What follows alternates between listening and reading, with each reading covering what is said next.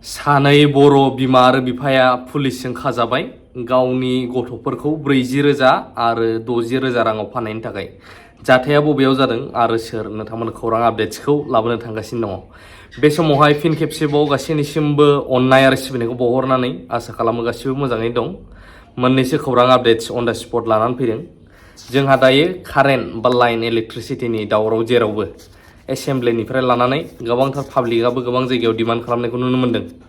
दा बेयावनो जोंहा आसामनि चिफ मिनिस्टार हेमन्त बिश्व शर्मा बिथां मामाया बुंदों इंराजियाव do not insult the employees of APDCL if you have something to do it to me don't protest come directly to my house and kill खावदां बा बेबायदि मोनसे फोसावनाय होदों मामाया जे नोंस्रा जुदि माबा मोनसे प्रब्लेम दंब्ला एपिडिसिएल आसामनि जाय लाइन डिपार्टमेन्ट बिसोरखौ सोंखारियालाबानो जेबो बुङालाबानो आंनि न'आव फै आरो खुबै फै गोबोरखि बेबायदि टाइप मामाया रिएक्शन होदों। सुन जोंहा उकिल गगৈनि बिबुंथिनि उनावनो खोनासंनो हागोन।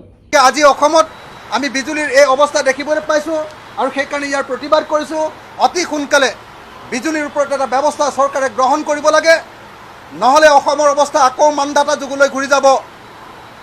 অসমৰ মানুহ আকৌ ইলেক্ট্ৰিচিটি নহয় পুৰণিকলীয়া চাকিৰ যুগলৈ ঘূৰি যাব লাগিব, পুৰণিকলীয়া বিচনীৰ যুগলৈ ঘূৰি যাব লাগিব, লেমৰ যুগলৈ ঘূৰি যাব লাগিব। অসমৰ মানুহ পুৰণিকলীয়া লেমৰ যুগলৈ ঘূৰি যাব লাগিব।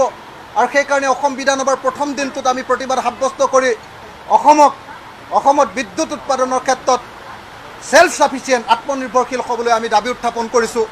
এপিডিচিএলৰ কৰ্মচাৰীসকলক অপদস্থ কৰি লাভ নাই, কিবা কৰিব লগা আছে মোক কৰক, আন্দোলন নকৰিব, আহি ডাইৰেক্ট মোৰ ঘৰতে গোবৰ মাৰি দিয়ক। That is the best way to do. কৰ্মচাৰী এজনৰ গামোচা পিন্ধাই কি লাভ? হৈ বেচাৰে বুজিয়ে নাপায় মেগাৱাটছ কি, ইউনিট কি, ঘাটামপুৰ ক'ত, কাৰ্বি লাংপি ক'ত, কপিলি ক'ত।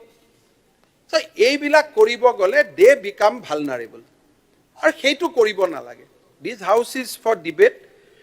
এপিডিচিএলৰ কৰ্মচাৰীসকলক অপদস্থ কৰি লাভ নাই। बिटिआरनि गासै 900 बिगा हायावहाय 10 लाख बिफां फुलि बा बिफां लाइफां गायनानैहाय वर्ल्ड रेकर्ड खालामनायनि थांखि बेखौ फोसावदों जोंहा बिटिआरनि मानगोनां सीएम प्रमद बर' साराबो। बिथाङा गावबो नुजाथिहैनानै दा बेखौहाय गायनाया जोंहा गोबां बेनिफिट बा मुलाम्फा दङ। मानो होनोब्ला जोंनि बिदुं बांनायखौ खमायनो हागोन आरो जोंनियाव एभेलेबल अक्सिजेननि केपासिटिया नांगौ बायदि जागोन आरो जोंनि पल्युशन जाय गुबुंले जानाय बारहावा बेखौहाय सोदांफिननायाव निस्सय आबहावाखौ गोग्गो लाबोनायाव बे जोंनि थाखाय मोजां हाबा जागोन। बेखौ जों एप्रिशिएट खालामनांगौ आरो थेंक्स बावनांगौ। थ' बिटिआर सोरखारा आसाम सोरखारजों लोगोसे बेखौहाय स्ट्रिक्टयै मोनसे एक्शन महरै थाबैनो मावफुंजोबनो आखायाव लादों। आसाम गभर्नमेन्टनि फोरमायनाय बायदिब्ला गासै 1 कौटिनिबो बारा बिफां फुलि गायनायनि प्लान बे प्रजेक्टखौ लादों। लोगोसे नोंथांमोननो खौरां होबावनो गोसो जायोदि थांनाय समफोरनिफ्राय जों खोनाबाय थादोंमोन जोंहा बियु बड'लेण्ड इउनिभारसिटि बिटिसिआव गोबांथार सुबुंफोरनि जिउ बावनायाव सेक्रिफाइस खालामबोनायाव जोङो नायल' जाला मोनसेल' इउनिभारसिटि मोनदों होनबाबो गोरोन्थि जानाय नङा। दा बेनिनो भाइस चेन्सेलर बिसि प्रफेसार लाइस्राम लाड्डु सिंखौहाय बोखारनांगौ होननानै जोङो गोबां समनिफ्रायनो एबसु अल बड' स्टुडेन्ट इउनियना दाबि खालामबोनायखौ जोङो खोनाबोदोंमोन। दा बेनिनो बिथांनि एगेन्स्टआवहाय गुबुन मोनसे रिक्रुइट खालामनो बा बिजाथि थिसननो बेखौहाय जों खोनाबाय दाख्लै खौरांफोरनि गेजेरजोंबो खोनादों नोंथांमोना, आंबो इभेन बेखौ खौरां लाबोदोंमोन। दा बेनि अनगायैबो जोंहा एफिलिएटेड कलेजेस माखासे बड'लेण्ड इउनिभारसिटिनि सिङाव थानाय आन्डार कलेजफोरावहाय एबसुनि माखासे सोद्रोमाफ्रा स्टुडेन्टफोरजों लोगोसे फरायसाफोरजों लोगोसे प्रटेस्ट खालामबाय थानाय नुबावदों। नाथाय बे प्रटेस्टआ मानो होननानै गोबाङा साननो हागौ मानो धरना होबाय थाबावदों। दा बे धरनानि मेन रिजनानो जाहैबाय प्रफेसार बा बिसि भाइस चेन्सेलर लाइस्राम लाड्डु सिंखौहाय कारापसननि थाखाय थाबैनो जेलाव सोनांगौनि दाबि अल बड' स्टुडेन्ट इउनियननिफ्राय। बिथांमोना आरो फोरमायबावदों दि जेब्लानासिम बिथांखौहाय जेलाव सोआ अब्लासिम बे धरना होनाय हाबाफारिया जाबाय थागोन इउनिभारसिटि गेट मोखाङावनो होननानै। थ' बे जोंनि थाखाय गोरा इनिसिएटिभ लादों एबसुफ्रा। नाथाय मोनसे खोथाखौ आं सानहरदों, बे आंनि साननायसो दे, इउनिभारसिटि गेट मोखाङाव लाबाय थायोब्ला क्लास लानाय मानाय एसे डिस्टार्ब जाया होमबा स्टुडेन्टफ्रा बेलेग जायगायावबो लानो हायो नामा? बेनि थाखाय नोंथांमोना मा होनो बिनि सायाव?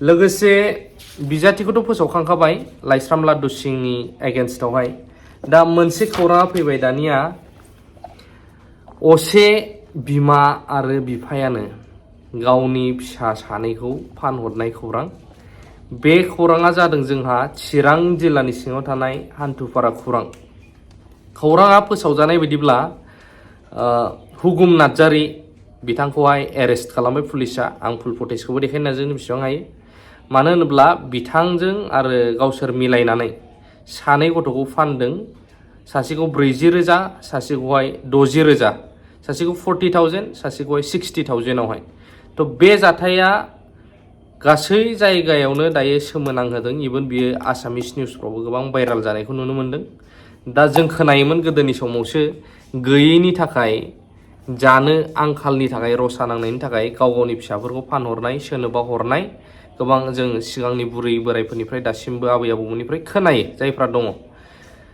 गोदोनि दिनाव रसा नांनानै थैयोमोन नाथाय दानि दिनावहाय मानसिया रसा नांनायजों थैया जानायजोंसो थैयो अभार जाब्रेनानै बेमार माबा माबि जानानैसो थैयो थ' मावनानै जाबानो आखाइ सोमावबानो आजिखालि रसा नाङा मानसिया नाथाय बे नैबे दिनैनि जौगाफु मुगायावबो जे जोंनि इसिबां मोजां सोलिफुबाय थानाय सोरखार दं जोंहा बर'निनो बे मुगायावबो जे बेबायदि बर' बिमा बिफाया गावनि गथ'खौ फाननाय सोमोनांथाव खालामदों आरोना बिनि सायाव नोंथांमोना मा बुंनो सानो बे जादों चिरां जिल्लायावहाय आपडेटआ बेखिनियानो थेंक इउ भेरि माच फर वाचिं लाभ इउ अल दुइजननि मिलायनो बिग्रि खसे 40,000 आरो इटा 60,000 जायगा हान्थुपारा खुंग्रिं आरो এই ঢেকিয়াজুলি পইচাটো অভাৱ হৈছে আৰু এইটো বাচ্চা বেমাৰ হৈছে আৰু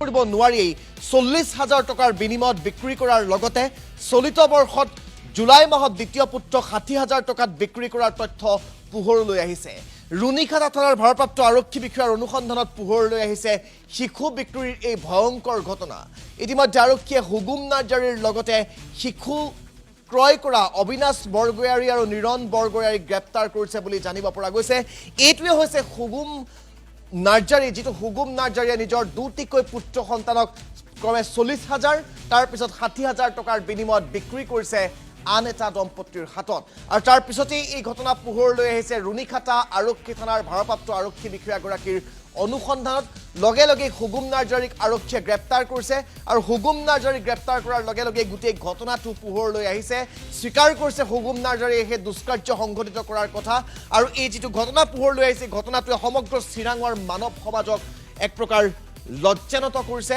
সমগ্ৰ ঘটনাটোৱে গোটেই চিৰাঙত চাঞ্চল্যৰ সৃষ্টি কৰিছে কাৰণ দুটিকৈ পুত্ৰ সন্তানক 1 লাখ টকাৰ বিনিময়ত বিক্ৰী কৰিছে এগৰাকী হুগুম নাৰ্জাৰী